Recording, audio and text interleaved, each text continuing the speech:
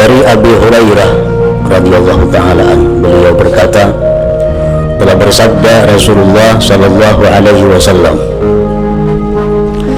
min husni islamil mar'i, termasuk kebaikan Islam seseorang, termasuk kebaikan agama seseorang Islam, tarkuhu ma la ya'ni, meninggalkannya dia sesuatu yang tidak memberikan manfaat akan dia. Para pensyarah hadis menjelaskan dengan penjelasan min qaulin wa fi'lin, baik itu perkataan atau perbuatan. Meninggalkan perkataan yang tidak bermanfaat, meninggalkan perbuatan yang tidak bermanfaat, termasuk kebaikan Islam kita. Para muhibbin rahimakumullah, apa yang disebut dengan tidak bermanfaat itu sehingga kita bisa meninggalkannya? Pertama, yang tidak bermanfaat itu al-muharramat, yang diharamkan Allah. Setiap sesuatu yang dilarang oleh Allah itu pasti tidak ada manfaatnya, baik dunia atau akhirat. Walaupun kelihatan ada manfaat, walaupun zahirnya ada manfaat, tetapi pada hakikatnya sesuatu yang dilarang oleh Allah itu pasti tidak ada manfaatnya, bahkan mengandung kemudaratan. Yang kedua, yang tidak bermanfaat itu adalah al-makruhat, perkara-perkara makruh. Setiap perkara makruh pasti tidak ada manfaatnya. Yang ketiga, fudulul mubahat, berlebih-lebihan dalam hal yang dibolehkan. Nah, apabila kita mampu meninggalkan tiga perkara itu, maka itu menunjukkan bahwa Islam yang ada pada diri kita ini sudah baik. Min husni islamil mar'i tarkuhu ma la ya'ni.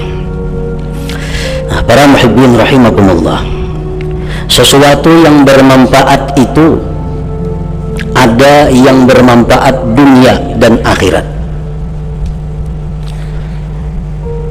seperti membantu orang, bersedekah. Itu manfaat dunianya ada, manfaat akhiratnya ada. Ini nomor satu. Perbuatan yang paling baik itu adalah yang bermanfaat di dunia dan akhirat. Yang kedua, perbuatan yang bermanfaat itu adalah sesuatu yang ada manfaatnya di akhirat, seperti membaca Al-Quran, membaca salawat, membaca tasbih, dan seumpamanya. Yang ketiga, sesuatu itu bermanfaat di dunia tetapi membawa kepada kebahagiaan akhirat. Itulah perkara-perkara yang boleh, perkara-perkara yang dibolehkan namun diniatkan untuk ibadah kepada Allah Subhanahu wa ta'ala. Itulah perkara-perkara yang bermanfaat. Para muhibbin rahimakumullah, Rasulullah sallallahu alaihi wasallam bersabda di tengah-tengah kumpulan para sahabat. Sabda beliau, awwalu man yadkhulu alaikum rajulun min ahlil jannah. Awal orang yang datang atas kalian adalah laki-laki ahli surga. Jadi Nabi waktu di masjid dudukan lawan sahabat, ujar Nabi kita, satu mat lagi datang seseorang laki-laki ahli surga. Nah, maka sahabat ini menunggu-nunggu siapa laki-laki itu yang disebut Nabi sebagai ahli surga. Maka bila Nabi kita mengatakan itu orang ahli surga, maka itu memang pasti ahli surga. Pada kala Abdullah ibnu Salam, maka masuklah Abdullah bin Salam. Tiba-tiba muncul seorang sahabat yang bernama Abdullah bin Salam. Oh, berarti ini laki-laki yang disebut Nabi sebagai ahli surga itu. Faqama ilaihi nasun fa akhbaruhu wa qalu lah. Maka berdiri manusia menyambut kedatangan Abdullah bin Salam, karena Nabi sudah memastikan itu orang ahli surga. Orang berdiri menyambut kedatangan Abdullah bin Salam, dan mengabarkan kepada Abdullah bin Salam apa yang dikatakan Rasulullah.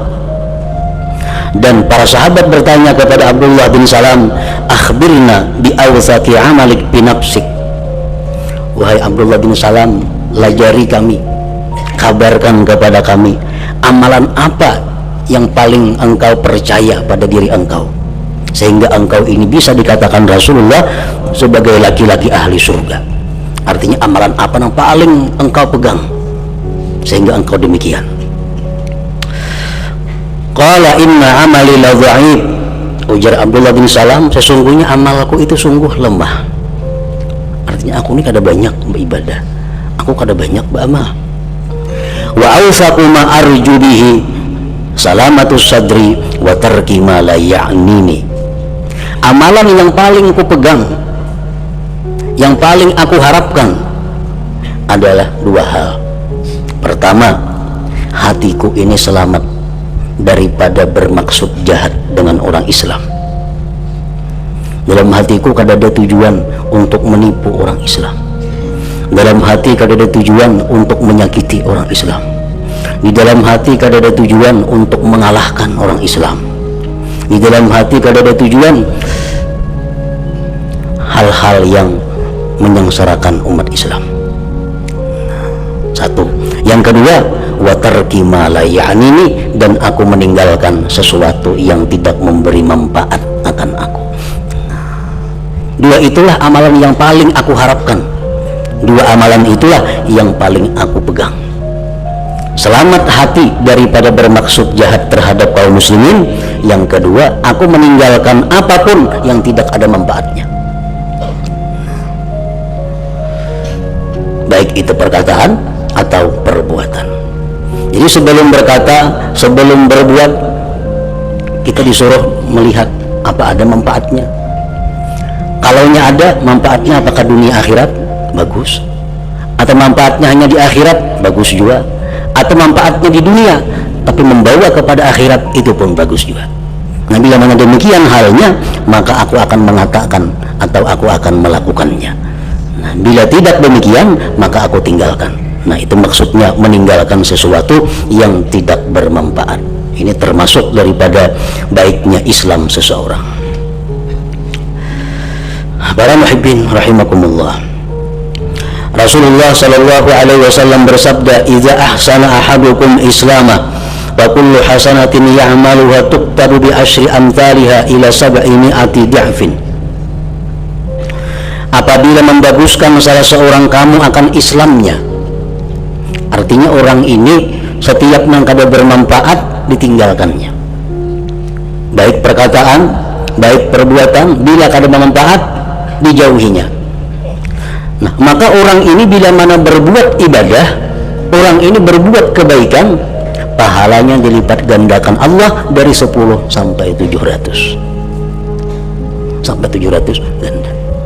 Orang yang ketujuh berkata sia-sia, orang yang ketujuh melihat main bola, paling-paling 10 gandaannya pahalanya, paling-paling 10 gandaannya pahala itu.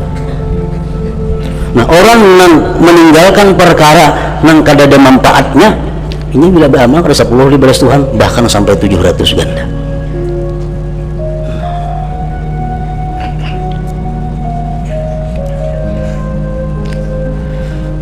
Itu keistimewaan orang yang mampu menjaga dirinya daripada memperbuat yang tidak bermanfaat tadi.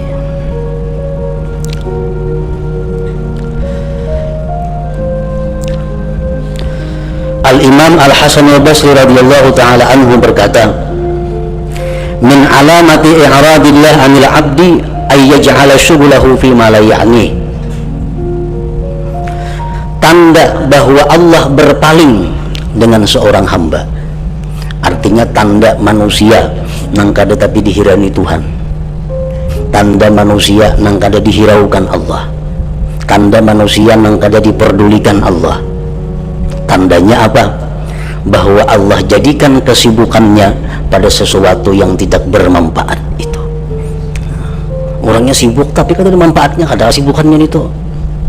Bilang kada ada waktu, manfaatnya kada ada. Nah, ini alamat manusia yang mana Allah berpaling daripadanya. Nah, bila mana Allah itu berpaling dari seorang hamba, ibadah apapun yang dilakukan hamba tidak akan terasa halawah, tidak akan terasa manis. Sembahyang kada kau merasa nyaman, baca Quran kada kau merasa nyaman, di pengajian kada kau merasa nyaman, apapun ibadah pasti kada merasa nyaman. Sebabnya apa? Allah berpaling daripadanya. Sebab orang yang beribadah, sembahyang, membaca Quran, itu sama orang yang menamui Allah. Nah, kalau kita naik ke rumah orang, kita jadi tamu. Ampun rumah ini paling belakang lawan kita, sebenarnya banyak kada, apanya kada, paling belakang ngapulanginya. Tentu kita kada mau lawas, lakas saja bulik. Nah, kayak itu juga orang yang beribadah, Allah berpaling daripadanya, kada mau kada lawas beribadah, karena Allah berpaling daripadanya. Nah, jadi bukan hal yang intim, bukan hal yang gampang menggunakan waktu kepada hal-hal yang tidak ada manfaatnya itu. Akibatnya walaupun secara perlahan-perlahan, tetapi akhirnya membawa kepada bahaya yang besar, yaitu apa? Kehilangan manisnya beribadah kepada Allah Subhanahu wa ta'ala. Nah, para muhibbin rahimakumullah, Al-Imam Asy-Syafi'i radhiyallahu anhu berkata, salasatun tazidu fil aqal. 3 perkara ini menambah akal seseorang. Akal ini kadang-kadang bertambah, kadang-kadang berturun. Kalau akal kita lagi bertambah, kita rajin beribadah. Kalau akal kita lagi turun, kita malas beribadah. Nah, akal ini pokok. Makanya dosa yang paling besar, dosa perbuatan yang bisa merusak akal. Nah, akal yang ada pada kita ini bisa bertambah, yang dengan demikian otomatis ibadah kita jadi bertambah. Pertama, ujar Imam Syafi'i, mujalasatul ulama, ketujuh duduk bersama-sama orang berilmu. Kalau kita duduk berkawan, bergaul lawan ulama, nah ini menambah akal. Sebab apa? Dengan ulama itu kita bisa bertakon masalah ini apa hukumnya, macam ini halal apa kada, macam ini sah atau kada, itu menambah ilmu. Yang kedua, wa mujalasatus shalihin, duduk semajlis, artinya ketujuh bergaul, ketujuh bakawan orang-orang saleh, orang-orang yang suka ibadah, ketujuh bakawan orang yang suka beribadah. Ini menambah akal kita tambah juga ibadah kita. Nah, yang ketiga, wa tarkul kalam fi ma la ya'ni, yang ketiga adalah meninggalkan berkata-kata yang tidak berguna. Arti kata-kata yang kada berguna itu, amun kita ucap kita kada berpahala, amunnya kita beranai kita kada berbahaya. Nah, itu ngarannya kada berguna. Kita ucapkan kada ada pahalanya, kita beranai kada ada bahayanya. Nah, bila mana kita mampu menjaga perkataan kita daripada hal yang tidak bermanfaat kepada diri kita khususnya, maka akal kita akan subur, akal kita akan bertambah. Sebaliknya, akal akan selalu turun, akal akan selalu berkurang bila mana kita suka duduk dengan orang jahil. Kawan kasih itu kamari hingga orang nang jahil, ini menurunkan akal kita, merusut akal kita. Yang kedua, kita suka bakawan, suka duduk-duduk lawan orang fasik, orang-orang yang ahli maksiat. Ketujuh, kita bakawan itu. Ini pun menurunkan akal kita, mengurangi akal kita. Yang ketiga, berkata-kata atau berbuat yang tidak ada manfaatnya tadi, ini menimbulkan akal kita jadi kurang, akal kita jadi menurun. Para muhibbin rahimakumullah, di dalam kitab Al-Jawahirul Lu'lu'iyah disebutkan, inna kulla kalimatin fima la ya'ni yuqafu 'alaiha al-'abdu fil akhirah hamsa wa kafat. Satu kalimat yang kita ucapkan yang tidak ada manfaatnya, itu di akhirat kita akan diperiksa 5 pemeriksaan. Nah, satu kalimat yang kita ucapkan yang tidak ada manfaatnya, itu di akhirat kita akan diperiksa 5 pemeriksaan. Di tempat yang sangat panas, di tempat yang sangat huru-hara, di mana orang-orang saleh menuju surga, kita sibuk dengan diperiksa orang akibat kita berkata-kata yang tidak bermanfaat. Apa yang ditanyakan malaikat kepada kita apabila kita berkata-kata yang tidak ada manfaatnya itu. Pertanyaan pertama di pos yang pertama, jadi malaikat, lima qulta kalimata kadza, kenapa ikam ucap kalimat itu? Karena setiap kalimat yang kita ucapkan dalam dunia ini semua ada tercatat dengan sempurna dan akan kita bisa melihat di akhirat. Ma yalfidhu min qaulin illa ladaihi raqibun atid. Firman Allah mengatakan bahwa tidaklah menutur seseorang dengan satu perkataan melainkan di sisinya ada malaikat yang menulisnya, mencatatnya. Nah, di situ kita ditanya, kenapa ikam menuturkan kalimat itu?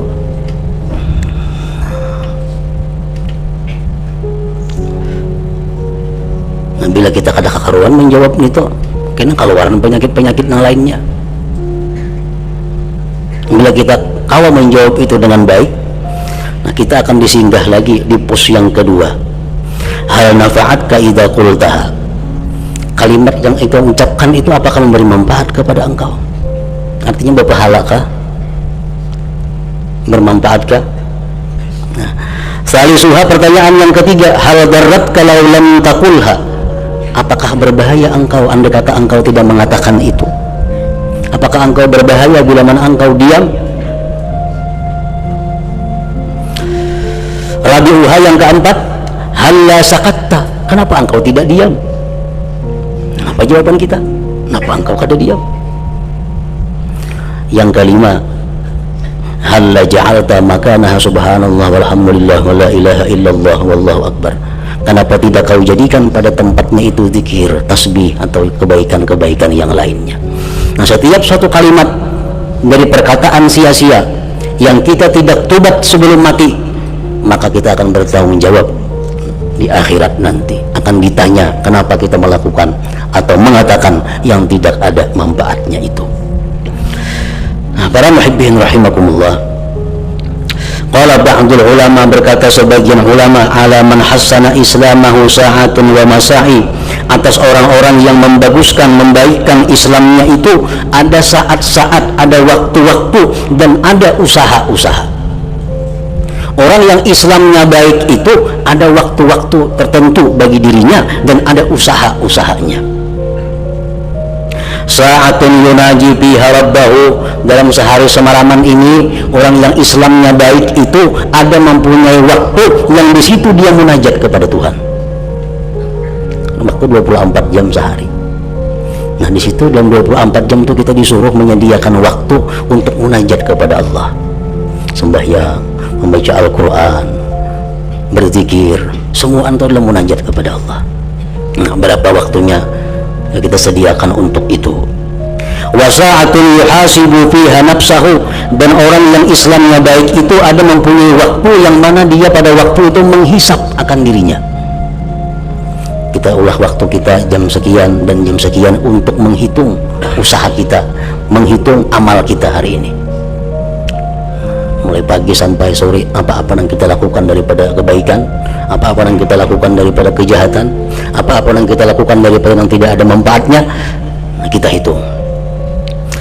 Wasa'atun yatafakkaru fi sun'illahi ta'ala, dan bagi orang yang bagus Islamnya itu dalam sehari semalam itu dia ada punya waktu untuk tafakkur tentang ciptaan Allah subhanahu wa ta'ala. Tafakkur kejadian ini, tafakkur kejadian ini yang menunjukkan keagungan dan kebesaran Allah subhanahu wa ta'ala, karena tafakkur ini akan membuahkan ma'rifat kepada Allah. Nah, kemudian wasa'atun yu'addil huquq alaih, kemudian bahwa orang yang baik Islamnya itu ada mempunyai waktu di mana dia menunaikan hak-hak atasnya. Makan, minum, ada hak istri, ada hak anak, ada hak tetangga, ada hak jasmani kita.